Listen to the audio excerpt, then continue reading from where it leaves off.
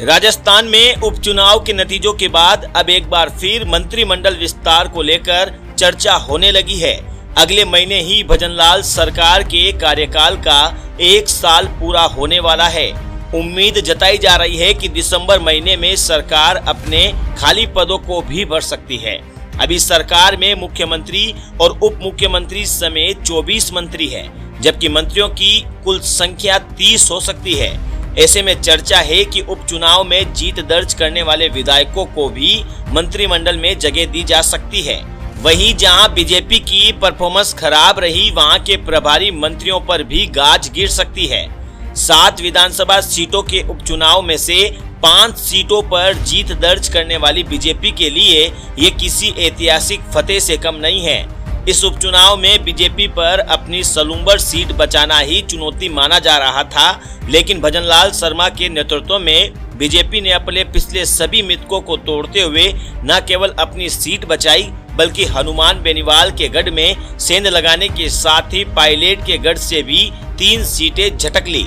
अब चर्चा मंत्रिमंडल विस्तार की है कि इन 5 विधायकों को प्राथमिकता जरूर मिलेगी। इसकी वजह यह कहा जा रहा है कि जिस तरह से रेवंत राम डांगा ने 20 सालों बाद बेनीवाल का गढ़ बने खिमसर किले को ध्वस्त किया है, उससे उनका चांस बनता हुआ दिखाई दे रहा है। इसके अलावा झुंझुनू में बीजेपी में 21 साल बाद जीत मिली है। आपको बता दें कि राजेंद्र बाबू के भी मंत्रिमंडल में शामिल किए जाने की चर्चा उदयपुर की सलूम्बर सीट पर बीजेपी ने महिला कैंडिडेट और दिवंगत विधायक अमृतलाल मीणा की पत्नी शांति देवी मीणा को मैदान में उतारा था। महिला मंत्री के तौर पर उन्हें भी जगह मिल सकती है। देवली उनियारा और अलवर रामगढ़ में बीजेपी की बड़ी जीत मानी जा रही है।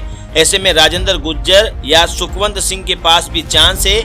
इस मंत्रिमंडल विस्तार में अच्छा परफॉर्मेंस देने वाले मंत्रियों को भी प्रमोशन की संभावना जताई जा रही है।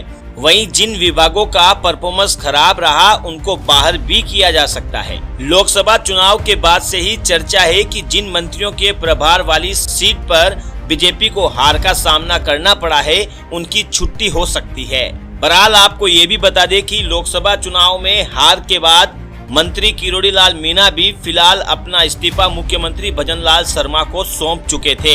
अब उपचुनाव में उनके भाई को मिली हार के बाद माना जा रहा है कि वह मंत्रिमंडल में वापसी नहीं करने वाले हैं। ऐसे में मंत्रिमंडल में कुल 7 मंत्रियों के लिए जगह बनती हुई दिखाई दे रही है। अब देखना ये होगा कि क्या भजनलाल शर्मा अपनी टीम बढ़ाने में कोई दिलचस्पी दिखाते हैं या नहीं।